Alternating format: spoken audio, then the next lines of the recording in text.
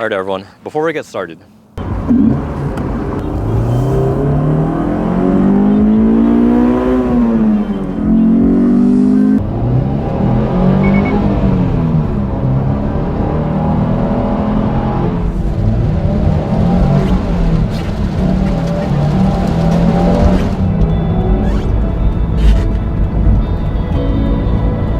alright, so both those cars are mine. I still have them. This one's an automatic. I know how to drive a manual. I've been doing it for the last 20 plus. I've been daily driving it for more than 10 years now. This here does not make me less of a car enthusiast. It's 2024, 25, whenever you're watching this. EV sports cars are on the horizon. They made the Charger as an EV. There's bigger battles to be had. This whole manual versus auto debate is a lot of nonsense in my opinion. So here are the reasons why I actually love this and don't hate it as an automatic transmission. Let's get into it.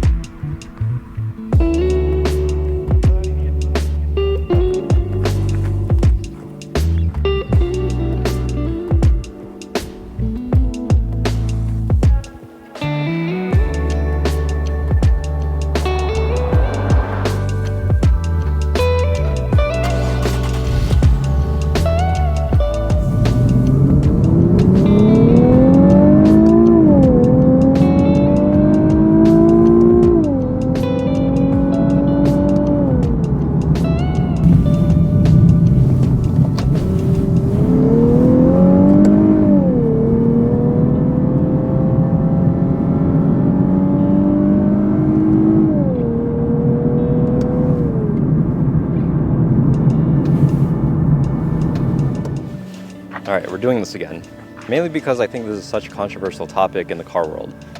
My name is Nate, this is my automatic Nismo 370Z. I had this car for more than a year now. I came from a 6-speed base 370Z, and let me tell you why I actually love this thing as an automatic and why I'm not looking back into getting into a manual. Alright, so let's talk first, the manual gearbox in the 370Z. Long story short, I daily drove an RSX for 5 years during high school into college.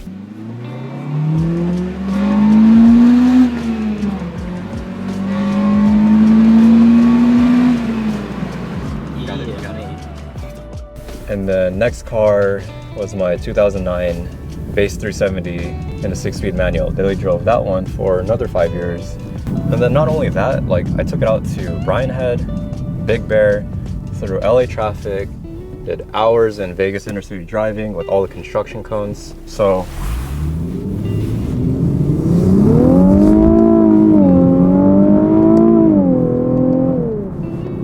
I feel like I kind of experienced the bulk of it, 5 years total of driving that thing, taking it on road trips, driving it through the city, bumper to bumper, just living with it, right?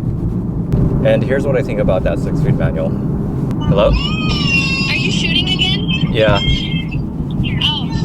know. Where was I at? So yeah, let's talk about that 6-speed manual in the 370. I can't imagine it being much different with this Nismo versus that one. But basically, compared to the RSX Type S that I had, after the 370, I got a STI for practicality. And then even this S2000, compared to all of those gearbox,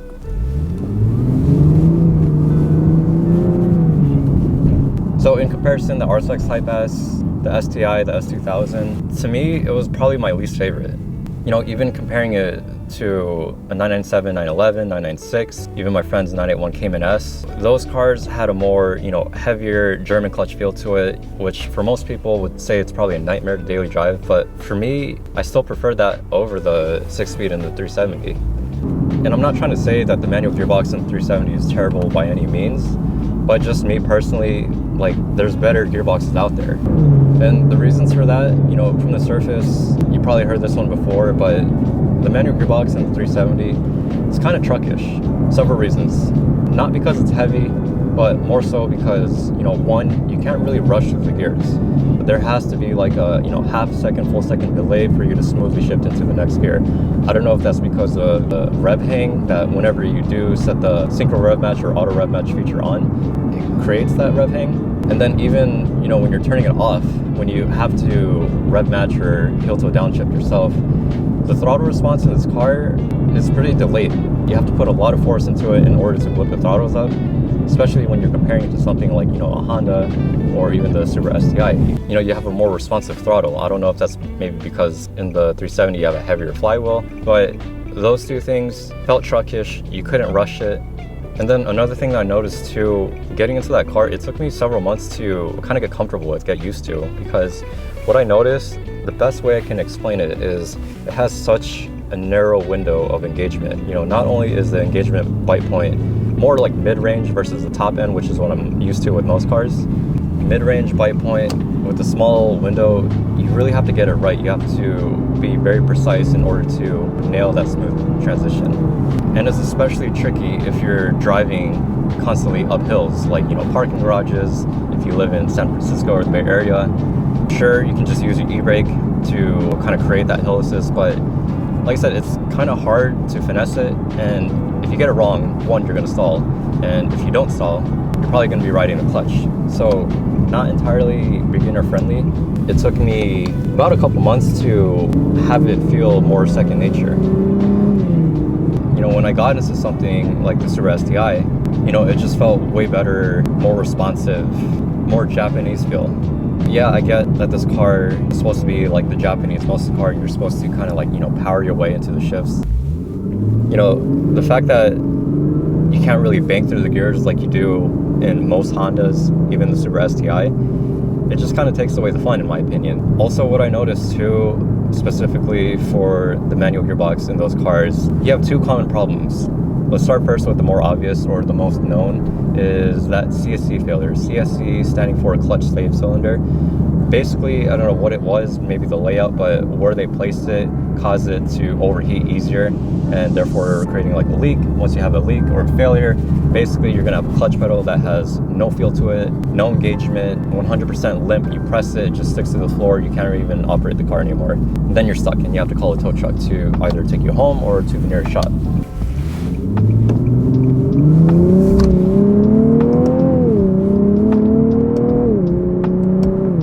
So if you're looking into getting into a used 6-speed Z, that's something that you have to kind of keep in mind, whether or not it was addressed, and if it was addressed, how long ago was it? Because it's not just like, a matter if it fails, but more so when it fails.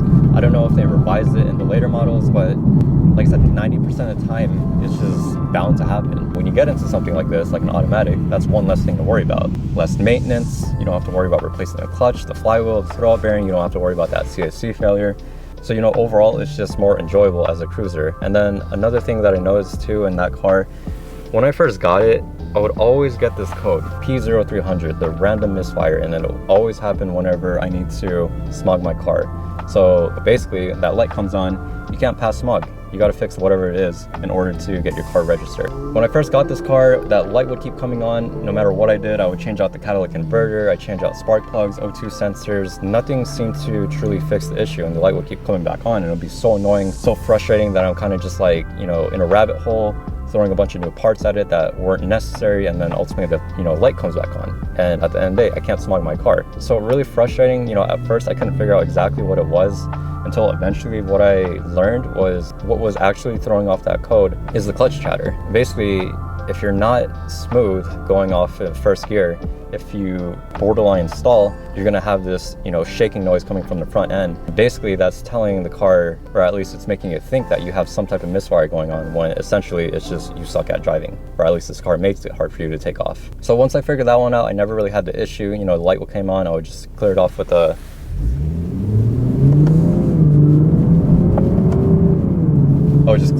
code eraser.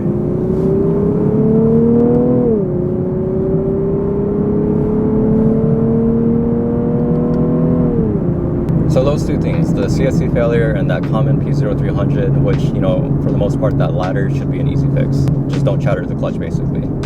The biggest thing for me overall as to why I wasn't so happy with that 6-speed manual is, you have a Japanese muscle car, right? Rear-wheel drive, 332 horsepower. The fact that you couldn't really rush through the gears, I don't know, to me, I just didn't like how you had to, pause or have that interruption in power for, half a second, full second sometimes. when you're changing into the next gear. So when you're really gunning for it, you don't really get that constant push in the back of your seat that, muscle cars typically should do. And if you're not engaging it properly, again, you're probably, riding the clutch or bogging the engine, if anything. And overall, I just felt like that power that the car offered was kind of a little bit more difficult to access. You have to be a little bit more skilled, put more thought into it, and just overall know how to properly finesse the thing. And that kind of brings me on to my next point is, the car has a lot of performance, but with that 6-speed manual, at least from my experience, sometimes it was kind of difficult to, truly feel all that power that the car had to offer. Because of the rev hang, the fact that you couldn't rush the shifts, it's a little bit more particular in how you do it. The throttle response is a little bit delayed, maybe because of a heavier flywheel. So altogether, that kind of brings me on to my next point as to why I really like this as an automatic, and that's more so the access to performance you get. So I'm not here to convince you that the automatic is better than the manual. You've probably made up your mind already, and essentially the manual gearbox, as much as I talked about in my previous segment, is not as bad as I might have made it out to be. Overall it's solid, it's reliable, you can add tons of power without having to worry about it. You can take it on the track and it would still hold up, but overall it just wasn't my favorite. If for the longest time you're just dead set on getting a manual, you've never had a manual sports car before, you want something fun on the weekends, you want all that, levels of engagement, I feel like you'd be left disappointed and left wanting more. I truly believe everyone should at least experience what it's like to drive a manual transmission, live with it, get used to it, even daily drive it, or at least have one in the fleet. But I also believe that people should see what it's like having a performance car with an automatic gearbox. Me personally, I've never had that before. All my cars have been stick shift. And then at $30,000, what else is out there in the Japanese car world? You have the Miata, the BRZ, both of those come in an automatic transmission. But they're slower cars. I feel like you need that extra level of engagement to truly have fun. I feel like if you got it in automatic transmission, you're kind of defeating its purpose because it doesn't really have the speed to make up for it. You have the new GR Supra, but that's what, $50,000, $60,000? Nissan GTR, but still $70,000, $80,000 to get into that DCT. So unless you're spending a little bit more money, you're going into a higher performance sports car realm. You have your 911s, Cayman's Boxsters, M2, M3s. You don't really have that much choices in this price range in getting into a solid automatic gearbox performance car. So what you have here is a 7-speed auto with the same column-mounted paddle shifters that you get from the R35 GTR. Shortened rear diff final drive ratio, basically what that means is it gets you quicker off the line. Much quicker off the line. I remember when I went from my base to this one, test driving it, it was like a huge night and day difference in terms of acceleration and that power that just keeps you constantly pinned to the seat. 0 to 60 in 4.6 seconds. I don't think it's a 23 horsepower difference between the base and this car, but I think it's just more so that gearbox that, allows you to get up the line much quicker, to have it feel like it's faster. And then getting into this car too, it was actually, breaking traction and spinning all the way up to first, second, all the way up to third gear. It's just so aggressive how this thing takes off, and 350 horsepower in a lightweight rear-wheel drive sports car truly feels like it's giving you all that power. It doesn't feel like it's being lost from the wheel. Yes, it's an auto, it's not a PDK, it's not a DCT, not a ZF 8-speed, but honestly, this automatic was built in-house by Nissan, the Japanese Nissan, not the Renault one. This thing is nearly bulletproof as long as you're not taking it out to the track. Overall, you just have to worry about changing the fluids. You don't have to worry about changing the clutch, you don't have to worry about CSC failure, changing out the throw-up bearing, the flywheel. Another perk too is you get better MPGs in this car. 23 versus 19 is what I've been averaging.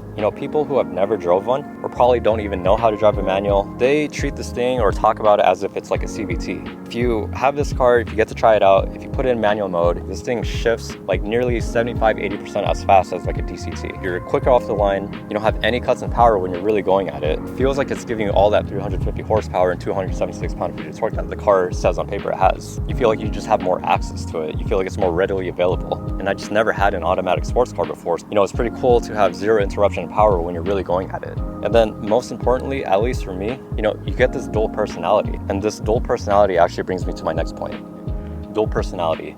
You gotta ask yourself, what's your use case scenario when you're getting into a car like this? For me, I grew up with an RSX. The next car was my 6-speed 370, and then after that, I had a STI. I honestly did not want to spend another 5+ years daily driving another 6-speed manual. I wanted to try something different. I felt like I was just getting tired of it. I felt like I was getting jaded. I felt like it was becoming a chore, especially when you're just tired and mentally drained coming out of work, or you've been driving 40 hours in stop and go traffic. And then, I'm so glad I gave this car a chance because I actually really like this as an auto. More access to the performance, you get that constant pin to the back of your seat, much quicker off the line. And And just the fact that I've never had an automatic sports car before. You know, to me, this is the PDK option that I can actually afford. $35,000, what else is out there? Sure, it's not as cool, probably won't hold its value, it's not going to be highly sought after in the future. And then you'll have literally everybody, once they look through the windows, be so disappointed and ask why you didn't get this as a manual. Once you get over all of that, once you just enjoy it for yourself, you get more accessible performance, you get better MPG, less maintenance, less worry, and then you just get to experience something new, something relatively affordable, something that gives you that more dual personality character. You know, if I'm on a 40-minute drive, just exhausted, driving from 100-degree Vegas heat, bumper to bumper, inner city traffic, endless cones, it just feels so nice to be able to switch this thing over and not have to worry about rolling your own gears. And then especially for me, when I'm working those 7 days straight, you know, 10, 12-hour shifts, you know, honestly, I just want to go home. I don't want to think too much. My brain's already tired. I just want to relax and worry about not getting into an accident. Days like that, you're just so mentally exhausted. You feel like you're getting burnt out. You feel like there's no joy in driving these cars. You're just like, what's the point of it? And for me, I didn't want that. I didn't want to have like all my cars being manual gearbox because like I said, you just get no break from it. You just get so jaded and burnt out. I didn't want to like, you know, lose that feeling to a point where I'm resenting the manual gearbox. So for me, for my unique situation, this thing just fits the puzzle perfectly. You know, I wanted that rear-wheel drive, two-seater Japanese sports car with actual power, you know, 350 horsepower, 276 pound-feet of torque in a relatively lightweight chassis. You know, think about 911s. Those cars are so celebrated. Everyone loves those things. They take it everywhere because the car has more of like a dual personality nature to it. You know, it's great to have a car that kind of does everything. It does the fun stuff and also the comfortable stuff at the same time. You know, it's nice to just, you know, take this thing out, drive it for 40 minutes or 2 hours without feeling so exhausted from it. You know, I understand this is just me. This is my very unique situation. I can understand if you're getting into a Z, this is probably your second car, your weekender. You probably never had a manual sports car before, and you probably already have like that normal car on the side to do the daily driving duties. You know, you want to get into this because essentially that 6-speed manual adds another level of engagement, right? Let's talk about that. All right, engagement. Let's talk about this. Manual gearboxes do add an extra level of engagement, especially in sports cars. You know, adds to that driving experience. You feel more in control. There's a skill to it. When you nail that perfect shift, when you get that smooth heel-toe downshift, it's probably the most satisfying aspects of driving. Again, if you're in a car like a Mazda Miata or 86, cars with a little bit less horsepower, but it's just more so like the engagement, the handling. Taking out the manual gearbox in a car like that seems like it's kind of defeating its purpose. It's just not giving you that same type of thrill that you might be looking for, especially because, you know, you don't have 300 horsepower or crazy amounts of torque to kind of make up for that fun. But other than that, to me, there's more aspects of driving engagement versus just a manual gearbox. You know, you got the weight, you have the sound of the motor, front wheel drive, rear wheel drive nature. You know, you have the steering feel, whether it's hydraulic or EPS. You know, a lot of factors come into play than just being able to roll your own gears. But take, for example, you know, the current gen FL5 Type R versus the late 90s EK9 Civic Type R. Back to back, both of them have manual gearboxes, both of them have VTEC, both of them are relatively lightweight. But if you sat and drove in both of them, you gotta think, which one would you feel like is more engaging? The answer is probably the older generation. You know, for most people, including myself, you know, that car just feels more raw, feels more visceral. You know, you feel more connected to the road, to the car. It feels more dramatic. Overall, you just have a more engaging experience. You know, it's not only because of the gearbox, but the sound of that VTEC crossover, the high revving, 8,000, 9,000 RPM nature, 2,300 pound lightweight chassis with minimal safety and sound deadening, not a lot of gadgets that kind of get into the power. You know, you got that hydraulic steering, that double wishbone setup. You know, all that as a package makes up for an engaging driving experience. Here's another weird example, Hyundai Ioniq N. You know, if you compare that car with Tesla's, again, which one do you feel like is more engaging? Probably Hyundai. If you think about it, you know, the Hyundai gives you that drama, that artificial sound, those simulated gear shifts, a fake rev limiter to bounce off of. Overall, like I said, it just gives you more to the driving enjoyment than the Tesla has to offer. My point here is that there are more aspects to driving, more things that make a car fun, more engaging, more than just a manual gearbox. And at the end of the day, the manual experience is only as fun as the manufacturer made it out to be. You know, if you look at modern BMWs and their manual transmissions, a lot of people will say that it's rubbery, it lacks any sort of feel to it, and that the car is probably better off as a ZF 8-speed or DCT. So that kind of sums up my point right there, the whole engagement talk. Yes, I know a manual gearbox does add an extra level of engagement, but if you look at it big picture in general, having a manual gearbox itself does not make the car more engaging. You know, like I said, Civic Type R, current gen versus the late 90s, which one is more engaging? Both of them have a manual gearbox, but you're probably going to pick the older one because, you know, you have that VTEC sound, that crossover, that lightweight feel. And then Ioniq N versus Tesla, there's more aspects of the driving that gives you that level of enjoyment, that engagement, not just the gearbox, but more like the whole package to the car. All right, so in general, you know, the manual gearbox will always have that cool factor. It's the more sought after, the one that all the collectors want. You know, it adds that extra level of engagement. But in summary, the reasons why I like this as an automatic is because you know, I lived with daily driving manual for the last 10 years of my life. You know, I wanted something different. I wanted to be able to, you know, go back and forth, to have that dual personality, be able to, you know, easily access all that power, the constant push in the back of your seat, you know, no interruptions of power in between shifts. To me, this is the fastest feeling car that I've ever owned. You know, at $35,000, what other Japanese sports car is out there that has a, you know, solid automatic gearbox? Like I said, Miata, 86, WRX. You know, what makes those cars fun is the level of engagement, you know, the handling, the tossability, a solid manual gearbox. It's not from the power. And the thing is, those cars, you know, when you're lacking the power and you're taking away that extra level of engagement, it kind of takes away from it. A car like this that can still make up for the power, you know, 350, 270 pound-feet of torque, to me it feels like, you know, a mini Corvette.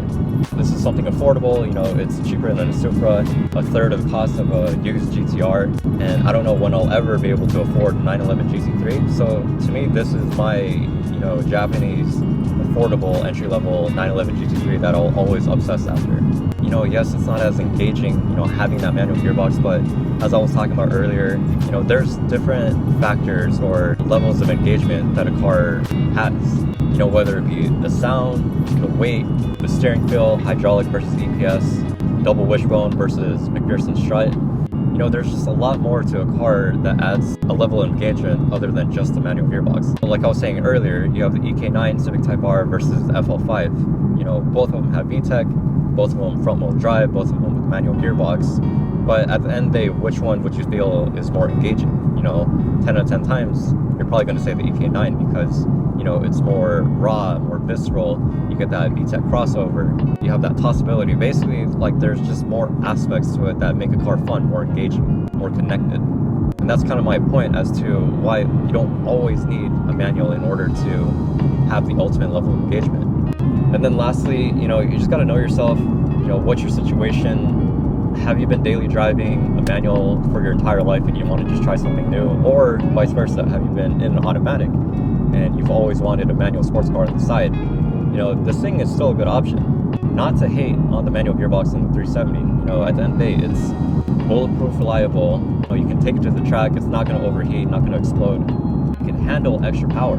Essentially, it's not a glass box that you get from something like an RSX Type S. So solid gearbox, and in my opinion, I feel like everyone should, you know, learn how to drive a manual, should experience it, especially, you know, as a driving enthusiast. Have something in your garage that is a manual gearbox, have something on the side, especially before the weekend, so that way, you know, when you get back into that manual, it's like you're re-falling in love with that car. You know, you have your automatic daily driver, SUV, crossover, whatever it is, and then on the weekends when you can enjoy something like this in a manual, it's worth it. And again, I'm not saying that the manual in the 370 is just not worth it. But what I'm trying to get at is, for me, you know, there's better ones out there, and it was far from being my favorite. And I wanted to, you know, try something different. I've never had an automatic sports car before, and I'm glad I, you know, looked into this and actually ended up buying it because, you know, 1.5 years later into it, I'm actually really happy with it. I'm not really missing the 6-speed in my previous 370Z. You know, I have a unique situation where, you know, I have other cars that fill in that manual void, and I don't want to end up growing, you know, jaded or just burnt out from always having to drive a manual. So that's where this car comes into play. You know, it's just nice to kind of like, you know, go back and forth and, you know, reappreciate.